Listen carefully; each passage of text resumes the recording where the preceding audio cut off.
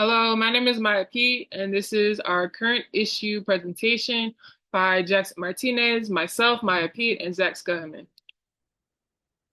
Introduction. Our group chose to explore how social media is changing the fan experience and what that means for teams strategically. Social media has transformed how fans interact with teams and athletes. Teams use analytics to boost engagement and attendance. Our analysis draws from 3 case studies across pro sport leagues. We examine the data behind the digital fan strategy and its outcomes. We'll be looking at the numbers behind these trends and what they actually mean for teams trying to win both on and off the court or field. Analytical and statistical issues in fan engagement. So first off, engagement doesn't always lead to attendance. Just because a team has a strong social media presence or high numbers doesn't actually mean that fans are showing up to games. Likes, shares, reposts, retweets, whatever it may be, does not guarantee ticket sales or real fan loyalty. There's also no standardized way to track engagement. Each team or league may define a measure of engagement differently. That inconsistency makes it difficult to compare results or assess what strategies are actually working for these organizations. Reliance on surface level metrics. Organizations often focus on likes, views, or follower counts called vanity metrics instead of looking at more meaningful results like fan conversation or retention. Limited data on fan behavior and intent.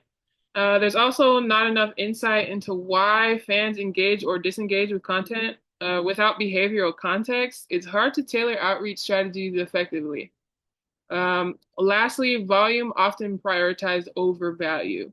Many teams aim for high engagement numbers or high amount of posts, but don't consider the quality of that engagement, like how loyal or invested those fans actually are. Something that I've repeated in these past 2 slides, which I think is a good emphasis point, is that just because the numbers are high on social media does not actually mean that organizations are being successful in bringing in fan engagement and bringing in profit for their organization. Who uses the data and how? So, for how we're looking at social media, not every team may be using it the same way, but we do know that all professional teams track attendance and social media engagement metrics, as well as semi-professional and colleges/universities. But as I said before, it's unclear how this affects their social media strategy just because that isn't public information. But we do know that it is one of many factors that affects attendance. And the quote here says, a significant positive relationship was found between media use and sports participation behavior, both physical participation behavior and consumption behavior.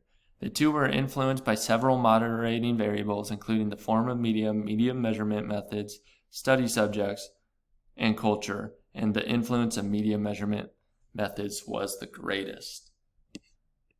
So why is this important in the sports industry? Well, first, it can be a way to generate additional interest, attendance, and revenue.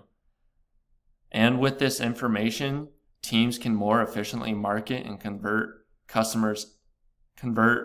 attendees into customers. Also, social media is a low-cost alternative to traditional marketing and strategies. It's free to use social media, but of course, most professional teams pay a professional, but it's still cheaper than TV ads, radio, newspaper, those types of things. And it can help build relationships with the fans and turn individuals into loyal customers. My name is Zachary Schumann, and I'm going to be going over some real world examples of the importance of social media influence on fan engagement in the sport industry. We'll be going over the following topics: social media allowing sports organizations to pick up modern trends quicker than older modes of marketing, and then also social media creating a streamlined communication structure that allows for organizations to connect with their consumers directly. First, social media allows sports organizations to pick up modern trends quicker than older modes of marketing. My example that I'm going to be using is with the San Diego Wave FC. They had a recent TikTok video that they posted of their team scoring a goal with the audio of a recent Justin Timberlake concert. This audio kind of had a humorous tone where Justin Timberlake was not singing very often, and their team was able to score a goal and pass it about 20 times between the beginning and end of that video. This consistent, socially aware, and humorous modern content has led the San Diego Wave FC to being the most attended WSL team in the league with an average of over 20,000 spectators. And this is in a city that even has had some failures in being able to hold on to teams like the Chargers and the Clippers. You're able to see the Wave kind of buck that trend by using social media as a catalyst to promote fan interest online that has led into the box office within their own team. And then the next topic, with social media creating a streamlined communication structure that allows for organizations to connect with their consumers directly.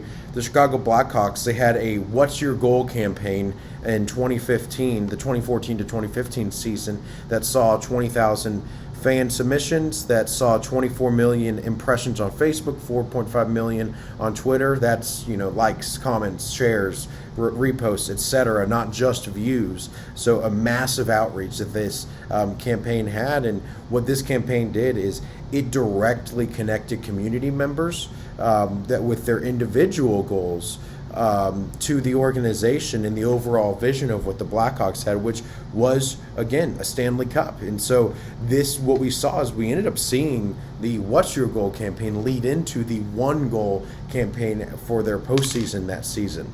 And so it's obvious to see that campaign was a massive success. They connected with and engaged with community members. They used this campaign as kind of a catalyst for future campaigns. And the MVP index, which kind of rates online social media campaigns and campaigns in general, estimated that this campaign was worth $1.29 million, for a campaign that, was of relatively low cost to them and, had a very large yield. We're talking about a campaign that was able to generate fan awareness, able to lead into other campaigns, and able to kind of be a rallying cry for a city, for a season. It was a massive success and a type of campaign that we've seen replicated across all sports leagues. And then as we wrap up this presentation, I'm going to make some concluding thoughts. First off, while social media may not have a direct impact at the box offices, a social media presence can significantly strengthen the brand of an organization. This can, over time, lead to a positive correlation between social media impressions and revenue and ticket sales. Sports organizations also use these social media references or metrics to gauge interest in specific parts of their organization, to see what's worth continuing, what may they need to cut back on. It's a sandbox for future campaigns. It's a light risk cost wise to engage in a social media campaign, particularly if you're kind of just doing base level. You don't have to buy marketing materials. You don't have to push that out. You don't have to come up with a marketing plan to get that. It's really kind of all on social media, already existing bases, and you kind of just build that from there. And then you're able to see where public opinion of their organization is and where they can take advantage of market trends.